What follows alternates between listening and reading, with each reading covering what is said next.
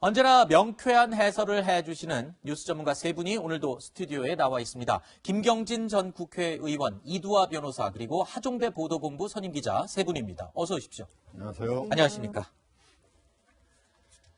자, 경선 연기론을 두고 갈등 중인 더불어민주당 상황부터 짚어보겠습니다. 어제 경선 연기 여부를 결정하기 위해서 열린 의원총회에서는 회의 내용을 전부 공개하자는 의원들과 그리고 이를 만류하는 윤호중 원내대표 간의 신경전으로 시작부터 아주 시끄러웠습니다. 그 현장 화면으로 잠시 보시겠습니다. 기본적으로 국회의원이 하는 말은 공개하는 것이 원칙입니다. 그래서 과거에 의원총회를 할 때는 누가 모든에 관한 얘기가 아니면 다 공개했습니다. 의원총회를 공개하는 것이 원칙이라고 생각합니다. 다수의 의원님들이 그런 생각이신가요? 다수는 아니신 것 같네. 서른여덟 문제 제기에 대해서 한 번 정도는 지지하는 말씀을 드리는 게 맞겠다는 생각이 제가 들어서 한 말씀만 드리고자 합니다. 의총도 그렇고 당무위원회 같은 것도 그렇고 원래는 다 공개를 원칙으로 합니다. 자, 시작부터 의견 대립을 보였던 의원총회는요, 회의 내내 충돌이 계속 이어졌습니다. 현재 여당 대선 주자들 가운데 정세균 전 국무총리와 이낙연 전 민주당 대표 등이 경선을 연기하자라는 입장이고요. 이재명 지사가 현행 유지 입장으로 서로 대립을 강하게 하고 있습니다. 그런데 어제 의총에서는요, 최고위원들 역시 경선 연기 그리고 현행 유지 이 두 가지로 대립각을 세웠습니다. 강병원, 김영배, 전해숙 이 최고위원은요, 경선 연기를 주장했고, 김용민, 백혜련 최고위원, 그리고 이동학 청년 최고위원은 현행 유지를 주장을 한 건데요.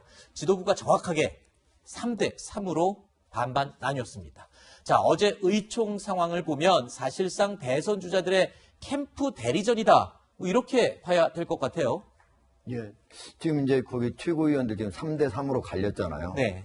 근데 이제 지금 경선 연기파는 저희 강병원 최고위원부터 김영배, 전해석 이제 최고위원은 모두 이제 친문 세력으로 모두 이제 지금 현재 이낙연 후보하고 그다음 정세균 전 총리 쪽을 이제 미는 쪽이고, 김용민 최고위원부터 이제 이동학 위원은 뭐 누구를 딱 민다고 이렇게 얘기할 수는 없지만 어쨌든 지금 현재 경선 룰대로 가자 이렇게 되는데 3대3으로 저렇게 갈렸다고 하지만 저게 이제 팽팽하게 양쪽에 50대 50으로 갈렸냐 하면 그게 아니고요. 최고위원은 원래 7명입니다. 근데 이제 김주영 의원 같은 경우는 부동산 문제가 있어가지고 이제 탈당을 요구받고 있는 상태에서 저기서 빠지거든요. 그러니까 네. 3대3으로 남은 건데 저게 당대표하고 원내대표가 들어가도록 돼 있어요. 8명이 같이 25일 날 최고위원을 여는 거죠. 네. 근데 당대표나 원내대표도 모두 현행 유지파 속에 들어가 있습니다. 네. 그러니까 그러면 이제 5대3이 되는 거죠. 그러니까 3대3 지금 완전 팽팽하다 이렇게 볼 수 있는 게 아니고, 만약에 최고위원회에서 만약에 다수결로 뭐 그렇게 하지는 않을 것 같은데 의견을 들어보고 대표가 결정을 할 것 같은데, 만약에 그걸 표결로 한다 그러더라도 5대3이 되는 거죠. 네. 결국에 오는 25일로 결정이 또 미뤄졌습니다. 국민들이 볼 때는요, 유권자들 입장에서 볼 때는 조금 지겹고 짜증을 느낄만 하다, 이렇게 얘기를 하는 사람들도 있거든요. 네, 사실 이 이제 경선을 연기할 거냐, 그대로 정해진 원칙대로 할 거냐, 이 부분에 대해서 국민들은 이제 크게 관심은 없는 것 같아요. 근데 그래요? 예, 사실 근데 국회의원들 입장에선 의원총회 소집을 요청한 그 동의서에 사인한 사람들이 66명이니까 의원들은 첨예한 거예요. 그리고 또 지금 발언 시간도 그렇고 발언 그 예정자도 원래 했던 것보다 훨씬 많은 사람, 20인 이상이 나와서 찬반에 대한 격렬한 토론을 벌였다는 거 보니까 이 부분에 대해서 첨예한 그 의견 대립이 있는데, 이제 계파 갈등 아니면 권력 투쟁, 이게 노정이 된 거죠. 근데 이와 관련해서는 사실은 그 의원총회에서 결정이나 의결을 할 권한은 없거든요. 네. 그러니까 당무위원회를 소집하느냐 마느냐 이 부분이고, 이 부분에 대해서는 당원 당규를 보면 대표가 의견을 의원총회 최고위원회 의견 수렴해서 대표가 결정을 하는데, 근데 당무위원회를 만약 대표가 소집을 안 하면, 근데 의원총회에서